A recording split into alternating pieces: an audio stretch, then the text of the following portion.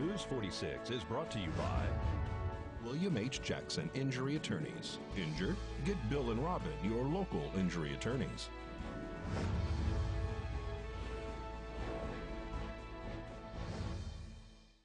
Well, a Tonopah woman is arrested for battery.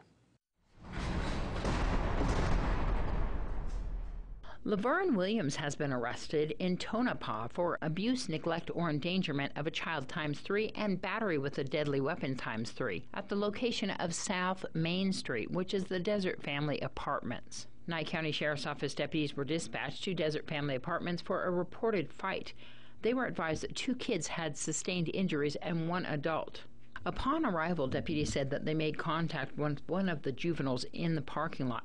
They said that the child had blood on her hands and face. She was walking and crying and holding the left side of her head, and advised that she couldn't see out of her left eye and she couldn't move her middle finger on her left hand. The juvenile allegedly stated that an older lady that lived in the apartment had thrown a couple of large rocks and one had struck her in the head. She stated that even her younger cousin had been hit in the head as well. According to the report, the juvenile said that 3 of the kids were standing in a group and that rocks had been thrown at them, but only 2 of them had gotten hit. A reporting party told police that the female, Laverne Williams, had came over to her apartment and got into a verbal altercation with her. According to the report, she told her to leave, and that's when Williams got mad and threw a rock at her. That rock reportedly struck her in the back of the head. Laverne Williams was then taken into custody and transported to the Nye County Sheriff's Office Detention Center. And a local man is taken into custody for allegedly squatting inside a vacant home. Travis Murphy has been arrested for a felony warrant, possession of a firearm by a prohibited person, possession of a vehicle without the owner's consent, unlawful breaking into a vacant property, and unlawful occupancy at a home on Casey Road. In June of this year, deputies made contact with a female by the name of Sierra Ives. She disclosed at that time that she was in a dating relationship with a male by the name of Travis Murphy, and that they were sole occupants of a property on Casey Road. Further investigation revealed that the property to be vacant and belonging to a deceased couple. Deputies made contact with the next of kin, who said that there should be no one living on the property and that they were aware of a trailer on the property and a vehicle that was secured within a garage. In September, deputies received a call for service in an unrelated case asking to check on a residence on Casey Road.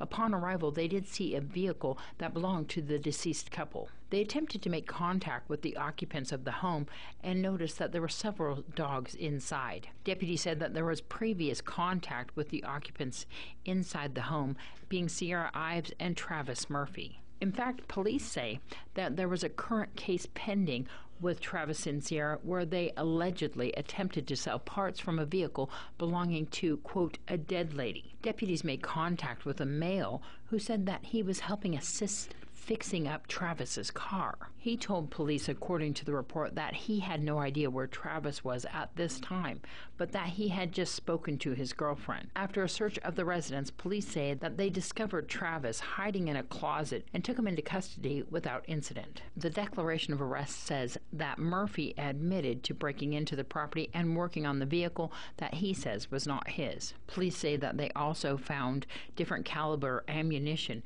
inside, as well as a Smith & Wesson .38 caliber handgun. Murphy was transported to the Nye County Sheriff's Office Detention Center without incident. Well, I know at Pahrump Valley Speedway over the weekend we had a vehicle fire and the driver got out okay. I heard all about that, and so thank goodness for that. Well, our own Michael Donahue, who is a racing fanatic and also our weatherman, went to NASCAR over the weekend and files this report. NASCAR returns to Las Vegas for the first ever quadruple header weekend. That's right, quadruple. Kick off the weekend, the NASCAR K&N Series heads to the dirt for the first time since 1979, and the first ever at Vegas's dirt track for the inaugural Star Nursery 100. After qualifying in heat races, 17-year-old Hailie Deegan became the first female driver to score the pole position in series history.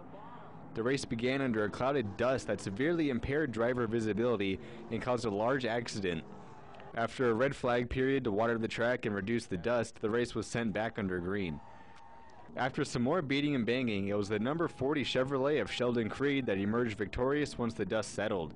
Haley Deegan came in second, Derek Thorne third, Cole Keats fourth, and Vegas native Brennan Gaughan rounding out the top 5. Up next came a busy day, packed with Xfinity Series practice, Cup Series practice, and Truck Series and Cup qualifying. Hometown driver Noah Gragson qualified on the pole for the night's main event, and Eric Jones qualified on pole for Sunday's Cup event. Las Vegas, thanks everybody for coming out in the heat and watching us. We'll put on a good show for you. When the sun went down, the lights came on for the World of Westgate 200 for the Camping World Truck Series. Pole sitter Noah Gragson holds on to win Stage 1, but it faded back after tire issues. Stage 2 then went to Grant Enfinger.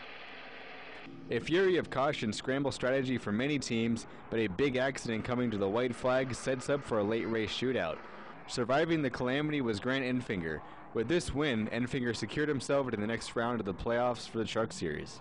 Come Saturday, it's crunch time for Cup Series teams. With this final day of practice, teams scramble to find speeds in their cars and make last-minute adjustments.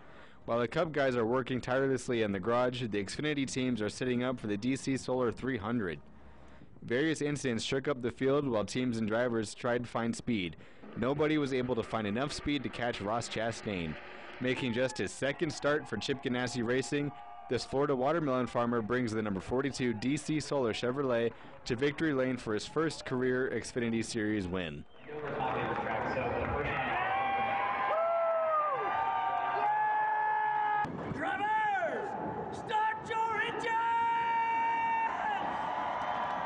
Sunday is the money day for the inaugural South Point Hotel and Casino 400. The race is the first in round 1 of the playoffs. Unlike traditional sporting events, in NASCAR's playoffs, everyone's allowed to compete, so a bad day can severely hurt a driver in points. And a bad day occurred for over half the playoff contenders, with Kevin Harvick, Eric Jones, Kyle Busch, Chase Elliott, Denny Hamlin, and Jimmy Johnson amongst just a handful of contenders or problems. Once the chaos died down, it was Brad Keselowski who fought through the storm to pick up his 3rd win in a row and secure his spot in the next round, leaving others to scramble to pick up their pieces.